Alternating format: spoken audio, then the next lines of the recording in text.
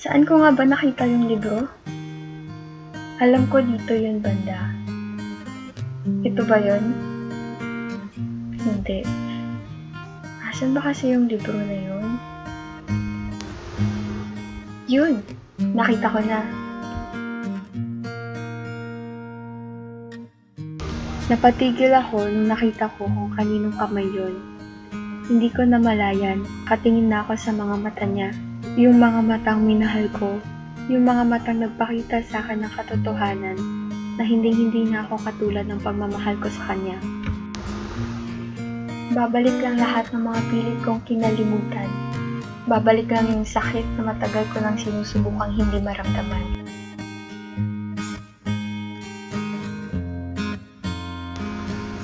Dahil ang kulit niya, hindi na ako nakatanggi na sumama sa kanya.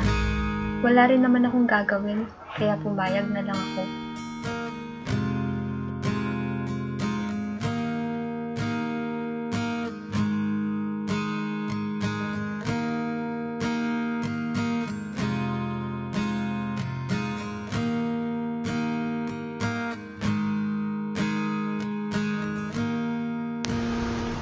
Saan kaya yun pupunta?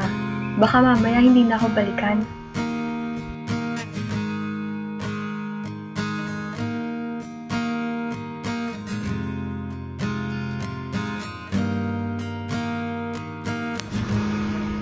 Alam niya pa rin pala ang favorite ko dito sa kantin.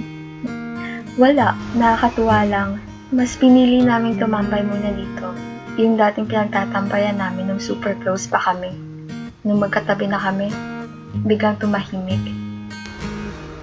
Bigla kong naalala yung panahon, ako pa yung bumibili ng rosas para ibigay niya kay Lizette.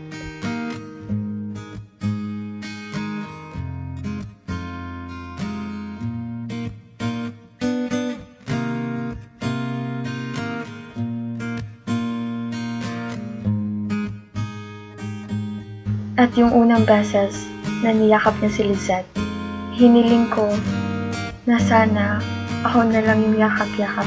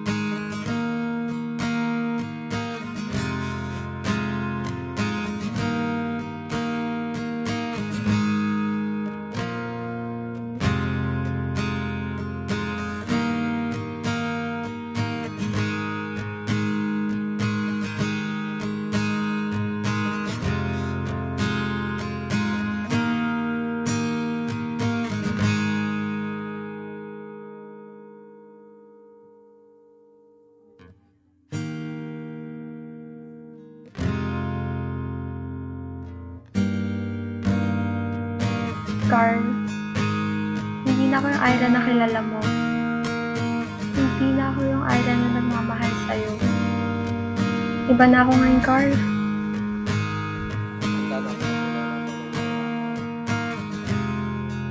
Handa akong tumingin sa iyong mga mata, mahalin ka. Handa akong nakapit ka araw-araw at puso ka. At walang sawang sasabihin, mahal. Hindi ko alam kung anong sasabihin ko. Matagal ko nang hinihintay tong araw na to, na mahalin niya ako pagbalik. Pero bakit ganun? Hindi ko naramdaman yung dati kong pagmamahal kay Carl. Akala ko ba hindi happy ending yung sa'yo? Nangyari ba yun talaga sa'yo?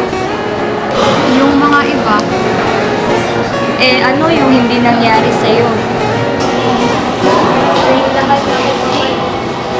Hindi niya ako minahal eh. kahit alam niya makaisalan.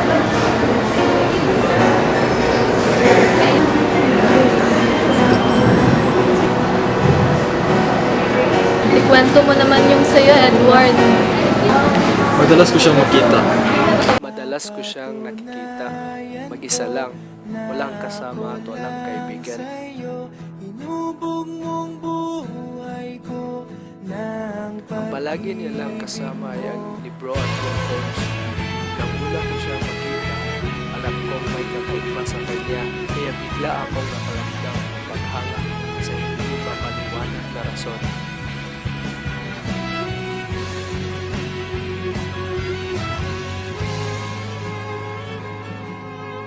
Di na masusukat, sandigan kong taglay, magalit man ang langit, di matitinag ang tulay. Diwa ko'y namulat, tapos ang Napag-alaman ko rin na maliban sa field, sa gazebo siya madalas nagpapalipas ng oras. Pero ganun pa rin, mag-isa lang at palaging may dalang librong binabasa. Walang ibang ginagawa kundi ang pagbasa na naka-earphones. Nanatili pa rin ang paghanga ko sa kanya sa kabila ng lahat. Sa katunayan, lalo pa itong lumalim. Pero hindi sa lahat ng oras na siya lang mag-isa at walang kakilala na gusto siya kamustahin. Dahil meron rin naman pala siyang kaibigan. Siguro, mas gusto niya lang talaga kung mag-isa. sa'yo, inubumbong buhay ko ng pag-ibig mo. Mamahalin kita, sa puso ko'y nandyan ka. Maiintindihan mo rin ako. Hindi ko alam kung sa paanong paraan ko ipapakilala ang sarili ko. Wala akong sapat na lakas ng loob na lumapit sa kanya at kausapin siya. Kaya ito lang ang paraan na isip ko para mapalapit sa kanya. Galingan may magkaiba, tadhana natin ay iisa. Ito ang sarili nating yugto. Bakit ba ako lalayo? Makinig kang mabuti, pangako walang ibang mas kakalagan. Yan ang dapat na maniwalaan.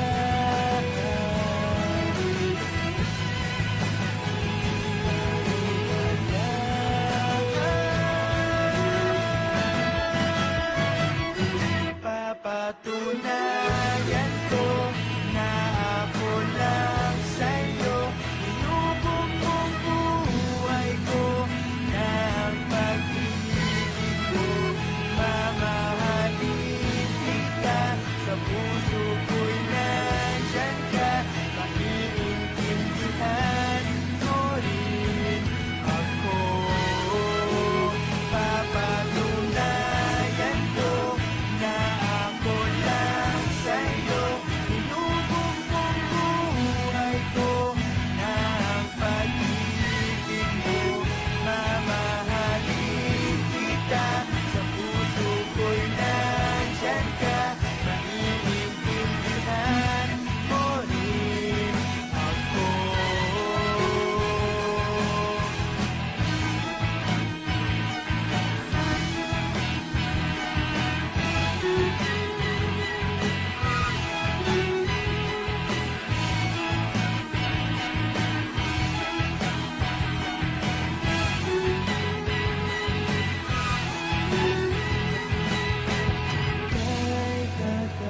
At sa maliit na paraang naisip ko, hindi na ako nagdalawang isip na subukan ito. Sana ito ang maging simula ng lahat.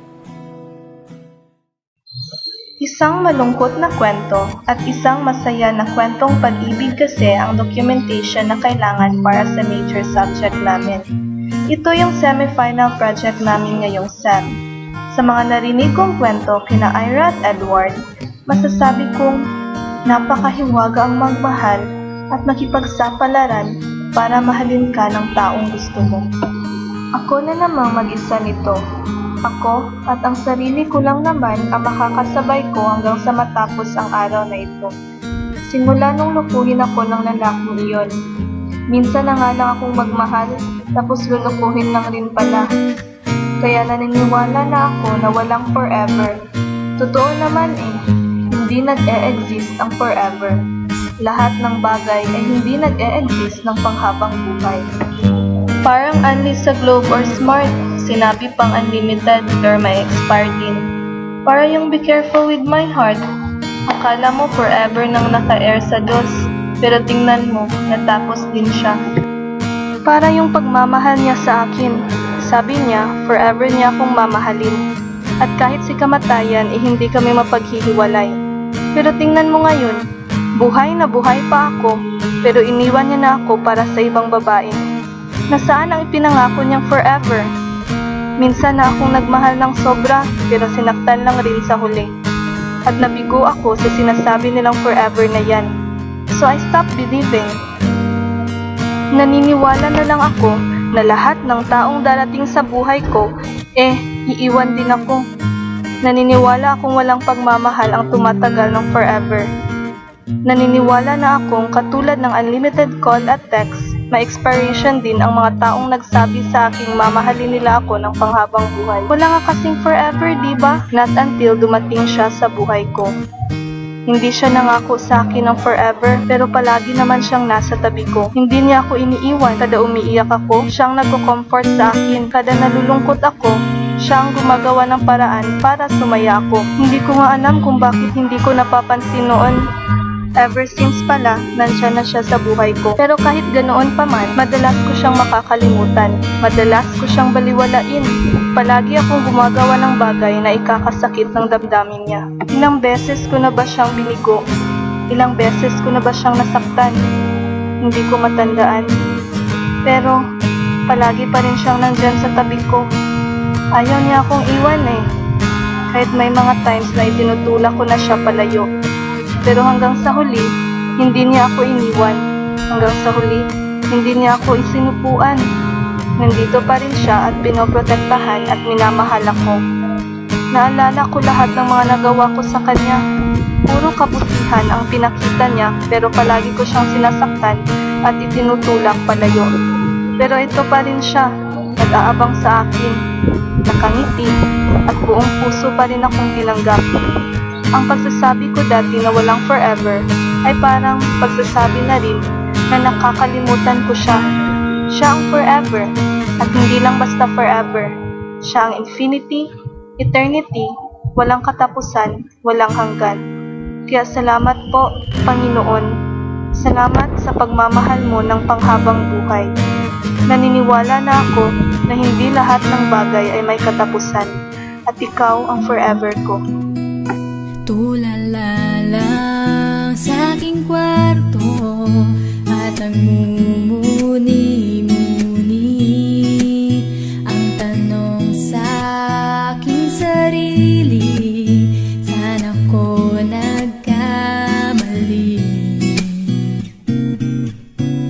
Bakit sa iyo pa nagkagusto?